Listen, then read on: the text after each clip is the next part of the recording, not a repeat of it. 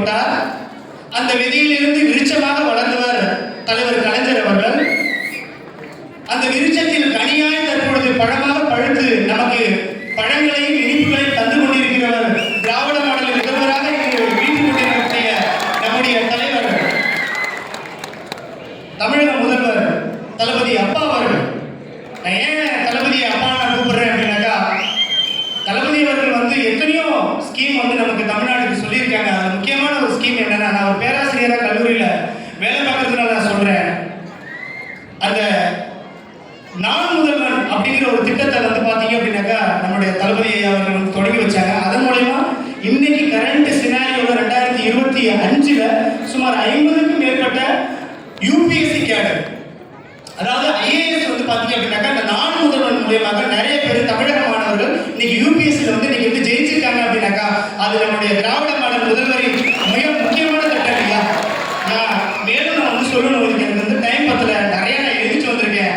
ஐயா பற்றி சொல்றதுக்கு நான் ஒரு சின்ன ஒரே ஒரு இதை மட்டும் நான் சொல்லிக்கிறேன். முதல்ல ஐயா நான் மன்னிப்பு கேட்கணும். ஏன்னாக்கா உங்களோட அருமை தெரியாம நான் நிறைய நாள் அந்த கட்சியில என்னுடைய இளமையை நான் வீணடிச்சிட்டோம் அப்படிங்கிற ஒரு விஷயம் இருக்கு.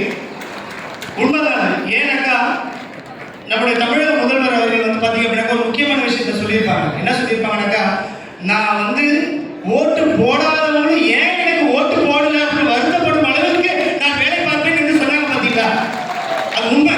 அது லிஸ்ட்டை மட்டும் சொல்றேன் பாருங்க. முக்கியமான விஷயம், நம்மளோட முதல்வர் அவர்களுக்கு ரொம்ப முக்கியமான பிடித்த விஷயம் தெரியுமா, இந்த மகளிருக்கான விடியல் பயணம். எங்க போனாலும் நம்மளோட முதல்வர் அவர்களோட வாயிலிருந்து வரக்கூடிய முக்கியமான விஷயம் மகளிருக்கான விடியல் பயணம். ஏன் அப்படின்னாக்கா, மகளிரோட விடியல் தான் இந்த தமிழ்நாட்டினுடைய விடியல் என்று நினைத்துக் கொண்டிருக்கக்கூடிய நம்முடைய திராவிட மாடல் முதல்வர் அவர்கள் அறிவித்த அந்த ஸ்கீம் சுமார் 6 கோடிக்கும் மேற்பட்ட பயணங்களை நம்முடைய மகளிர் அவர்கள் நீங்க பயன்பெற்று இருக்கீங்க. அதன் மூலமா மாதம் 888 ரூபாய் நீங்க சேமிக்கிறீங்க. அதன் மூலமா வாழ்வு மேம்படுது அப்படின்னு சொல்லிட்டு உண்மையிலே நம்ம உளவுத்துறை எடுத்த டேட்டா மூலமா நமக்கு தெரிய வருது. விடியல் பயணம், தமிழ் புதல்வன், புதுமை பெண் திட்டம், இல்லம் தேடி கல்வி, வேர்வை தேடி, தமிழ் வாரம் தந்த தலைவர், சிற்பி திட்டம், நம்மை காக்கும் 48, இன்னுயிர் திட்டம், விழுதுகள் திட்டம், மிஷன் இயற்கை, நான் முதல்வர், தாய்மானவன் திட்டம், தொல்குடி திட்டம், காலை உணவு திட்டம், கலைஞர் ஸ்போர்ட்ஸ் திட்டம், அகல்விளக்கு திட்டம், மக்களுடன் முதல்வர் திட்டம், இப்படி எண்ணற்ற திட்டங்களை வழங்கிய நம்முடைய திராவிட மாடல் அரசியல் நான் ஜாயின் பண்ணாம வேற யாருங்க ஜாயின் பண்ணுவா?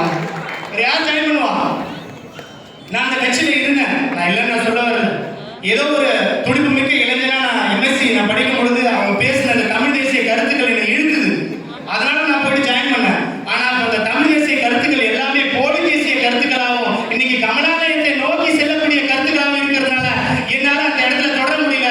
அதனால நான் என்னுடைய தாய் கடனமான திமுகவில் என்னை இணைத்துக் கொண்டேன். இப்பொழுது என்னுடைய தந்தை இன்னமும் திமுகவில் ஒரு அடிப்படை உறுப்பினராக தான் இருந்து கொண்டிருக்கிறார். நான் இந்த இடத்துல உட்கார்ந்துக்கிட்டு எங்க அப்பாவுக்கு கால் பண்ணேன்.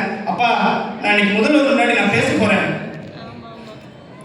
ஒரு சாதாரண உறுப்பினராக இருந்த முதல்வர் அவர்கள் நேரில் கூட நீ இந்த மாதிரி பார்த்ததில்ல. ரோட்ல கார்ல போகும்போது நீ பார்த்துருக்க. ஆனா நீ பெத்த பொருள் இன்னைக்கு முதல்வர் ஐயா அவர் முன்னாடி நம்ம மேலே ஏறி பேச போறப்பான்னு சொல்லும் பொழுது எங்க அப்பா அழுதுட்டாரு.